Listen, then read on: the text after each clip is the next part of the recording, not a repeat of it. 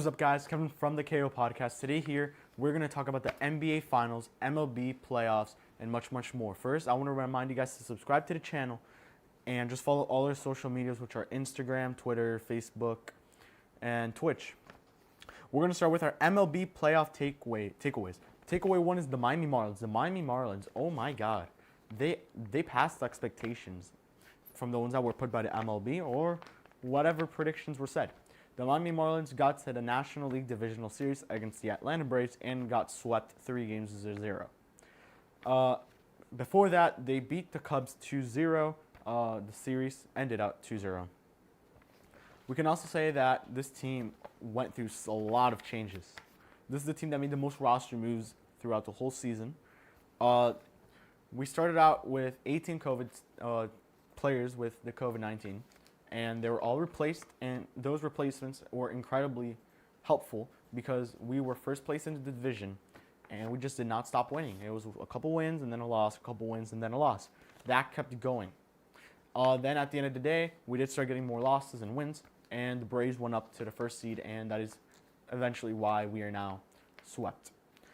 My second takeaway is the Chicago White Sox, which this team was incredible. Oh my God, this was a good team. Sadly, they did not make it out of the first round of the playoffs. Lost to Oakland Athletics in the third game. My final team is the New York Yankees. The Yankees surprised me a lot this season in the playoffs. They beat the Indians 2-zip. They ended them up. That was a good game. That second game was really good. The Yankees came back. Josh Naylor was a great player for the Indians. Jose Ramirez, the pitching was really good.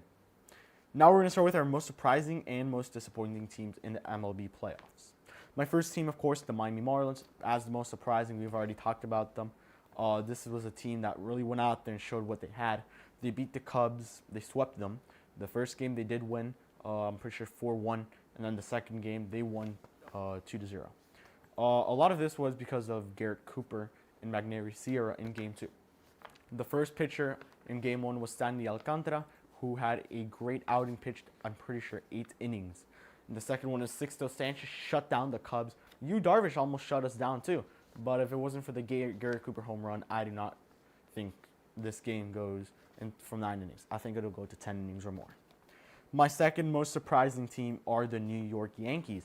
The Yankees played a great series against the Indians.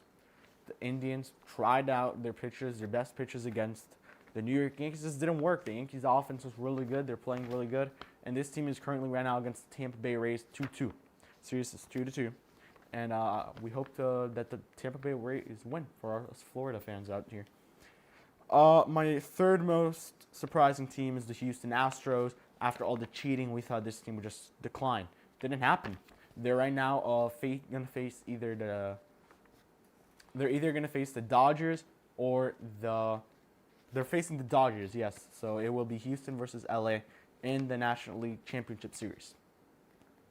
So this is going to be very interesting to see how it does play out. I'm interested to see what happens. And my first disappointing team is the Chicago White Sox. We've already mentioned their pitching stuff was incredible. We thought this team would really take the next level, and we thought they would immediately advance to some kind of next step. My second most disappointing team is the Minnesota Twins. They choke year after year. This team is very good in the regular season, but their Achilles heel is the postseason.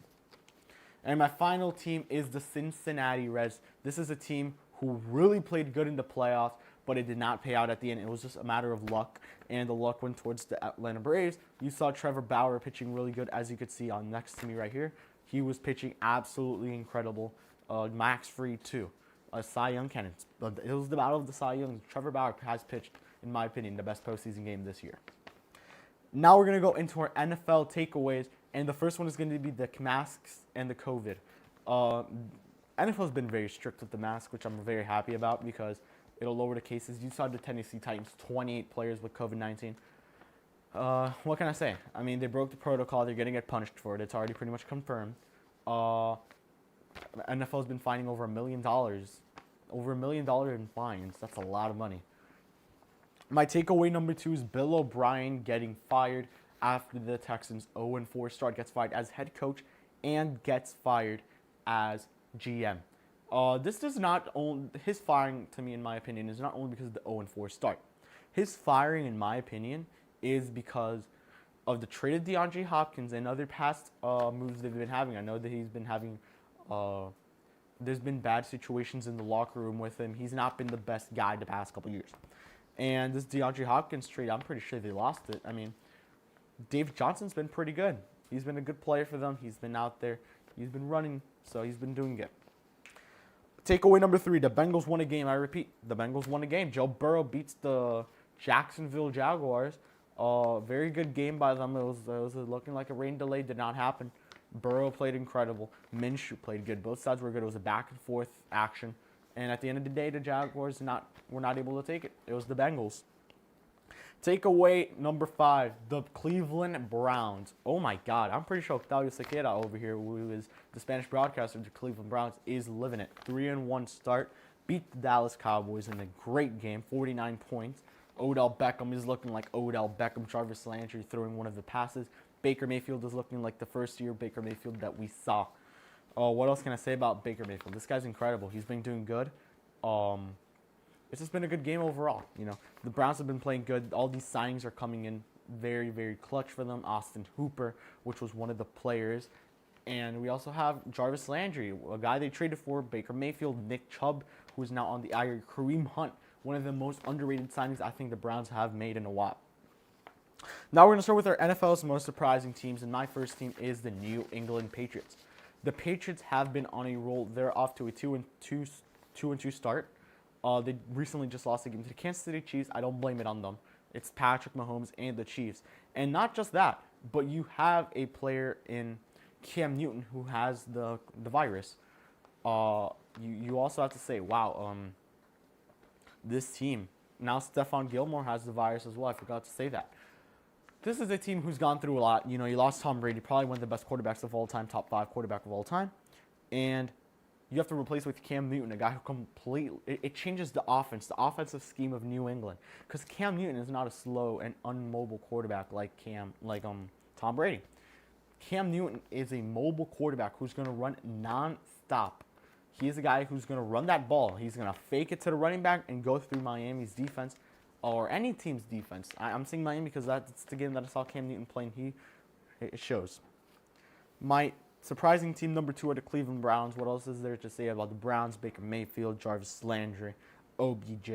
This is a team that has been very good, and that defense is incredibly good. Surprising team number 3, the Arizona Cardinals.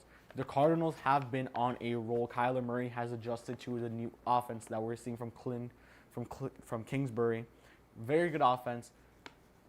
Kenyon Drake has been good. The DeAndre Hopkins trade has been incredible. There's no other way to say it. Okay, surprising team number 4, Chicago Bears. You start with Mitchell Trubisky, and you later move on to Nick Foles. It looks like that move has been working because you win Thursday Night Football.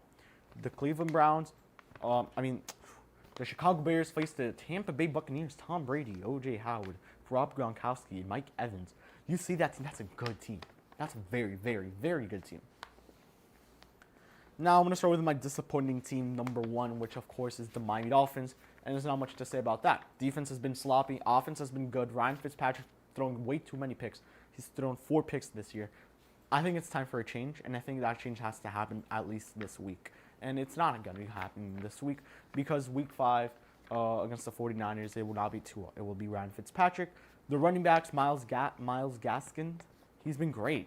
He's been very, very good. Jordan Howard, they're using him as a fullback in the red zone. I like that move by Jordan Howard, by the offense, because you're putting in a running back to just run right through, which is good. Ryan Fitzpatrick has been good. He has not been bad by any means. He's a guy who's just gonna go out there. He's a veteran. He's a journeyman. He's just gonna go out there and play like a journeyman, and he's a good rusher. He runs a lot, which is good because you don't see that from a 36-year-old quarterback. Disappointing team number 2 are the LA Chargers. This is a team that I don't blame them. I don't blame anyone, really. I just blame the injury that happened to Tyrod Taylor in his ribs. They gave him like a medicine or something, and it just broke his rib. Justin Herbert, great quarterback. He's been absolutely bombing for this team. He's been playing very, very good. I'm happy with what Justin Herbert has done for this Chargers team. Keenan Allen, good season. Mike Williams, pretty good. Offensive line, good. But I'm mostly surprised by Justin Herbert and how good he's been adjusting to this team. My disappointing team, number 3, the Dallas Cowboys. What can we say about them, man? I mean, they've been horrible. That's all I could say. They've been bad. Dak Prescott, Zeke, this team has not been good, you know. The defense, and I blame it mainly on the defense because that offense is good. It's more or less like the Dolphins situation. What else can I say, man? The Dallas Cowboys are straight up trash. That's all I could say. My disappointing team, number 4, the Philadelphia Eagles. The Eagles are one of those teams that you think they're going to be good. They're going to at least compete in the wild card. Didn't happen. Did not happen. Wild card, nope. It's not going to happen this year, at least. They're 1-2-1, and that one ties against the Cincinnati Bengals, the team that almost lost 16 games, that went 0-16. Okay, so I want to talk about the final disappointing team, which is the Atlanta Falcons.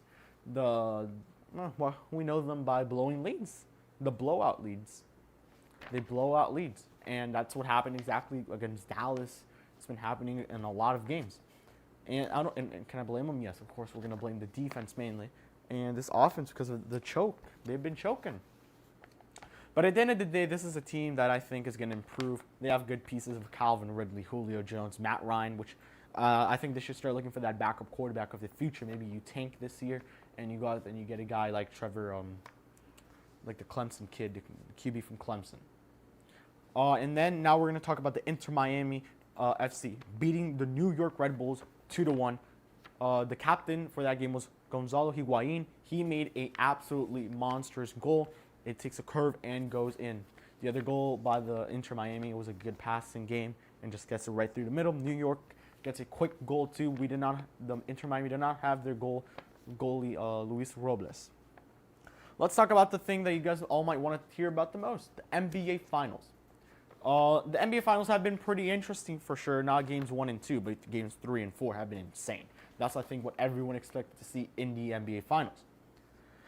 Game 1, Miami came off to a very good start. I mean, what else can I say? They started off very well, and they ended very poorly. Jimmy Butler gets injured, Bam gets injured, and Goran Dragic gets injured. Dragic is still out with that injury, and we're going to enter Game 5, now at least in about an hour from the time we're filming this. And we also have Bam Adebayo, who's not in. He is injured, but is still playing because he has recovered from his neck and shoulder injury. We also have Jimmy Butler, who did play right after. It was a little ankle tweak. It's okay. Do I think the Heat will win Game 5? We'll get to that right after we talk about Game 2, 3, and 4. So Game 2 for the Miami Heat started off pretty much the same. They contained Anthony Davis a lot more than they did the first time, which is good. It's an improvement, but was not enough because LeBron blew up. He blew up that game. He played incredible. The first game was a blowout. The second one was almost a blowout. It was by a lot less, though. Game 3, it was all about Jimmy Butler and the containing of Anthony Davis. The Miami Heat improved their rebounding incredibly. I am very happy the way that they have improved that rebounding. You saw it, Anthony Davis, 15 points. Miami contained them. That's enough to contain him. LeBron was really good, but not good enough to beat this Lakers team. This Miami Heat team. So now the series at that point is 2-1. Game 4. Game 4 started off incredible for the Miami Heat. The Heat were off. They were clicking everywhere. They're stopping AD. They stopped LeBron. They stopped both of these guys. And that's, I think, what the error is. And I'll say why. So it's a back and forth. Miami's winning, LA's winning. Miami's winning, LA's winning. Third quarter, Miami starts to miss the 3-pointers, and that is why I think we lost that game. So the series is currently 3-1. And what am I going to be expecting for Game 5? I'm expecting Miami to lock down AD and LeBron. What else can we think about, man? We have to shoot some 3-pointers. We need that for sure. And we also need a lot of rebounding and a lot of good defense. And you have to take care of those 3-point shooters of the Lakers: Kyle Kuzma, and KCP, Kentavious Caldwell-Pope. If you do that, Miami has a win tonight, and they will not go down to the LA Lakers. And it's like Jimmy Butler says, we're still here. We have not left. They are not out of that bubble. They're still in the bubble. They're still playing in the NBA Finals. Now, if Miami makes the miraculous 3-1 comeback and the Lakers blow a lead, what does this mean for LeBron's legacy? It means a lot. It means he just blew a lead to a team that really no one expected them to even be here. And this also means that this Miami Heat team is very good and has a chance of attracting free agents, which I think it already does, because Miami Heat players get so much respect, and that culture that they have is incredible. And all I could say is let's go Heat, because I'm feeling good about this game today. I'm going to go watch it right after this. So yeah, I want to thank, before we say thank you guys for watching, I want to thank Cutting Desk Productions for the production of the video. All their links will be in the description. Thank you guys for watching the video. Make sure to like and subscribe.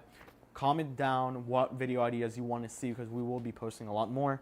I will be live next Friday and talking about the NBA Finals at the end, MLB postseason, and more NFL content will be coming up. Make sure to follow all their socials: Instagram, Twitter, Facebook, and Twitch. I'll see you guys all in the next one, and peace out.